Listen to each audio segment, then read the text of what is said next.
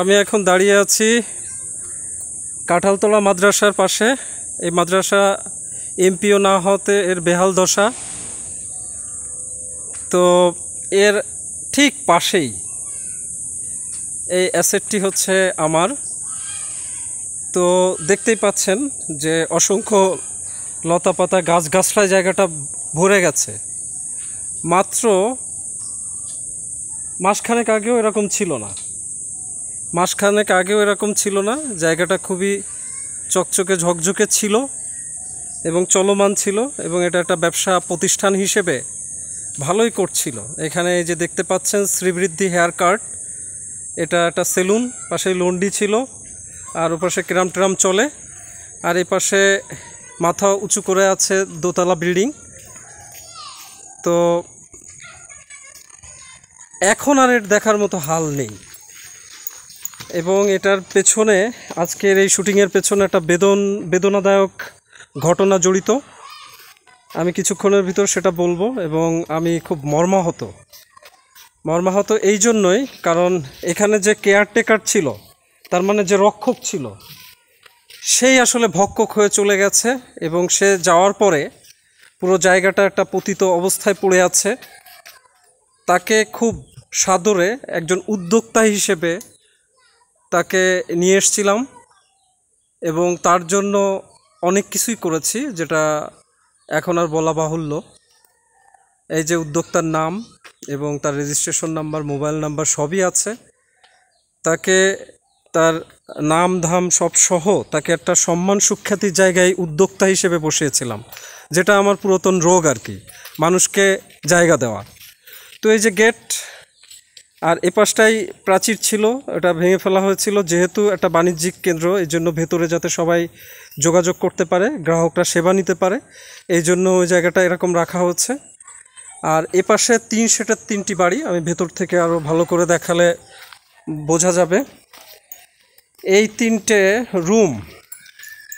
3টে রুমের ঠিক ডান পাশের এই কোণার রুমে তাকে থাকতে দিয়েছিলাম, এবং প্রত্যেকটা দরজার চাবি, গেটের চাবি তার কাছে ছিল, এবং এইটার মাত্র একটাই কপি ছিল। এটা পুরাতন একটা তালা, সে বুদ্ধি করে তালাটা এখানে লাগিয়ে গেছে যাতে করে হুট করে আমরা না খুলতে পারি, কিন্তু উকিঝুঁকি দিয়ে দেখা যায় যে ভেতরে আসলে কিছুই নাই। দেখো তো, তাকায় ভিতরে কিছু আছে, কোনা দিয়ে দেখো তো, আছে কিছু?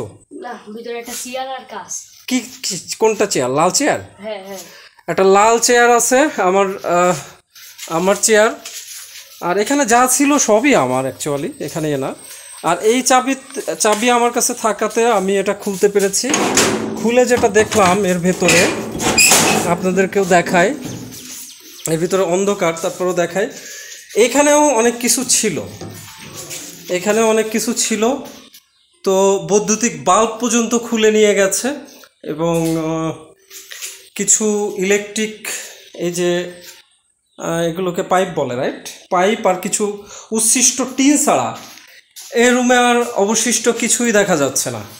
আমরা ডাইনের রুমটাতে যাব, এবং এই টেবিলটা কেন নিল না, এবং কিছু জিনিস সে নেয়নি, ওই দূরের চেয়ারটা যেরকম, এই টেবিলটা যেরকম, আরও কিছু জিনিস সে নেয়নি, কিন্তু এখানকার দামি জিনিসগুলো সে নিয়ে গেছে। এই তালাটাও আমি খুলেছি, এটা একেবারে এই পাশের তালা।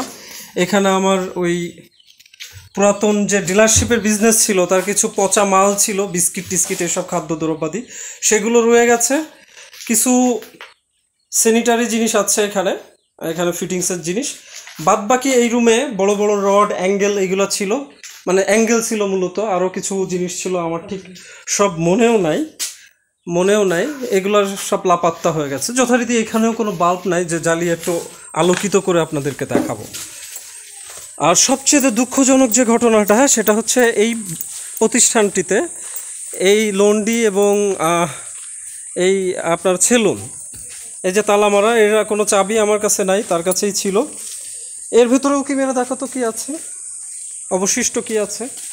এইখানে একটা আধুনিক সেলুন চালাতে যা যা লাগে তা সবই এখানে ছিল। টিম্বার ছিল, 2টো চেয়ার আর টেবিল, আচ্ছা, এছাড়া আর কিছুই নাই।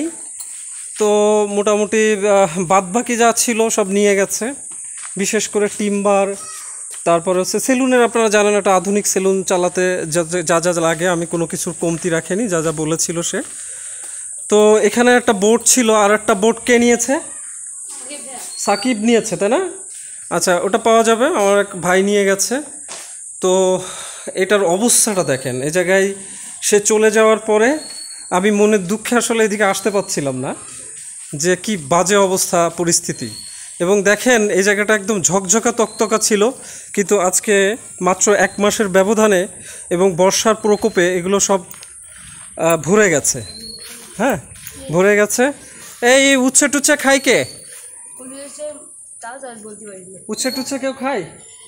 দেখো তো, আমরা কিছু ফল টল তুলে দাও তো, নিয়ে যাই, পারবা? দেখো উচ্ছে টুচ্ছে যা আছে, কুমড়ো টুমড়ো যা আছে দাও তো। এই যে দেখো, এর ভিতরে একটা কুমড়ো আছে, এটা কি পেকে গেছে? চাল কুমড়ো কি খাওয়া যাবে? আর কি কি আছে দেখো, ওল আছে এখানে, ওলগুলো দেখে নি। কি কুমড়ো কি জালি থাকলে খাওয়া যাবে, পেকে গেলে খাওয়া যাবে না। এইখানে অনেকগুলো ওল আছে, অনেকগুলো ওল লাগানো আছে। আমি এই জায়গাটা তাকে অর্গানিক সবজি করার জন্য বরাদ্দ করেছিলাম, যে এখানে তুমি চাষবাস করে খেও আর কি। তো যাই হোক, আর এইখানে সবচেয়ে বড় ক্ষতিটা হয়ে গেছে। এখানকার আর একটা বড় ব্যাপার আছে, সেটা হচ্ছে যে এখানে মটর ছিল, তো মটরটা আজকে নেই। দেখুন মটরটা নাই, তার মানে মোটরটা সে খুলে নিয়ে গেছে।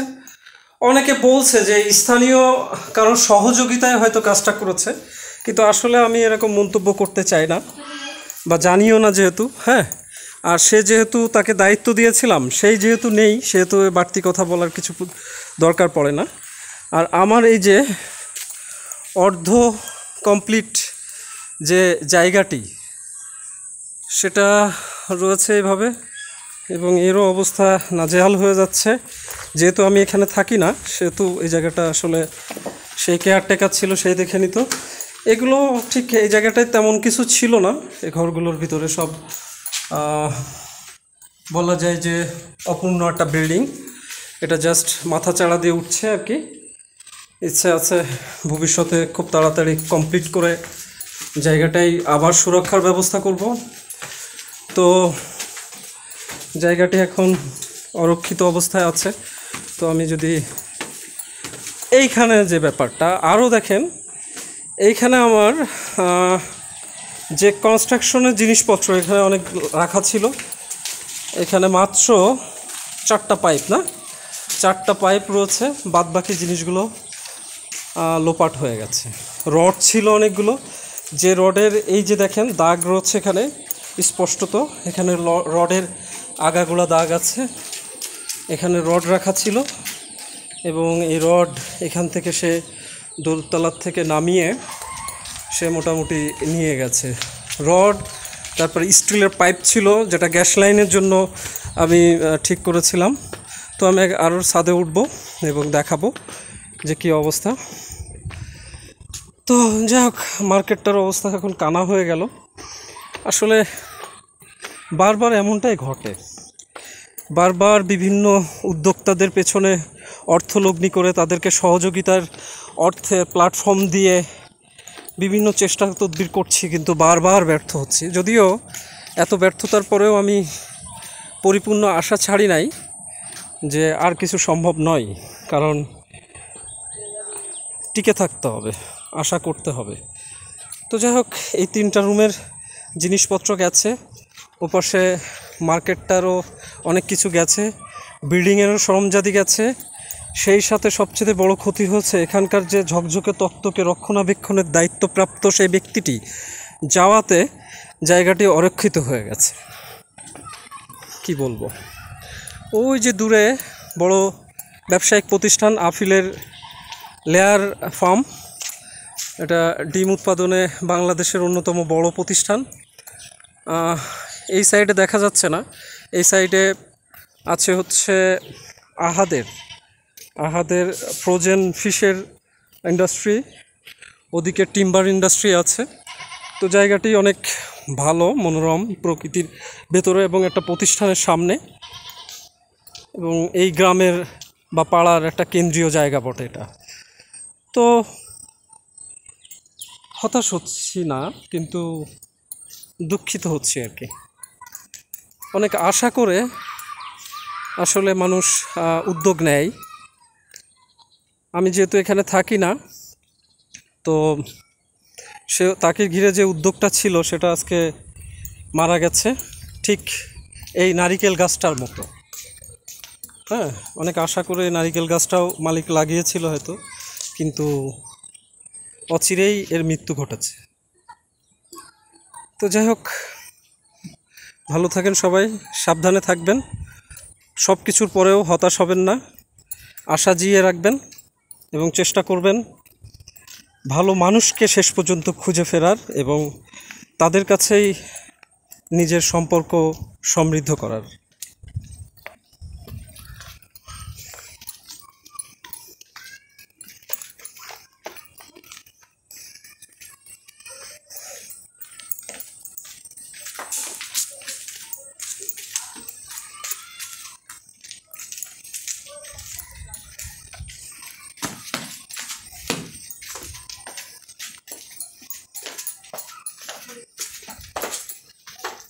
তোমরা কি আমার কিছু সবজি টবজি দিতে পারবে? সম্ভব?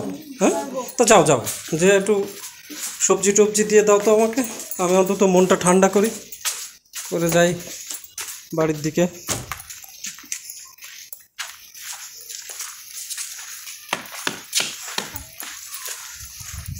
দেখো কি কি তোলার মতো আছে, দেখে দিয়ে দাও আমাকে। যা যা আছে তোমরা একটু দেখে, ওই যে পাকা উচ্ছেও দিও, হ্যাঁ, সমস্যা নেই। মজার বিষয় হচ্ছে এটা আমার সেই রক্ষক, যিনি ভক্ষক চরিত্রে পরবর্তীতে আবির্ভূত হয়েছেন, তারই লাগানো ছিল। এবং এই জাল টাল আমি তাকে কিনে দিয়েছিলাম। এখানে যে মাচা টাচার উপরে আছে এটা। তো এই কুমড়া কি ওটা কি খাওয়া যাবে না মনে হয়? না, বড় হয়ে গেছে। না, বড়গুলো পারতো, তুমি উচ্ছে পাড়ো, তোমরা উচ্ছে পাড়ো।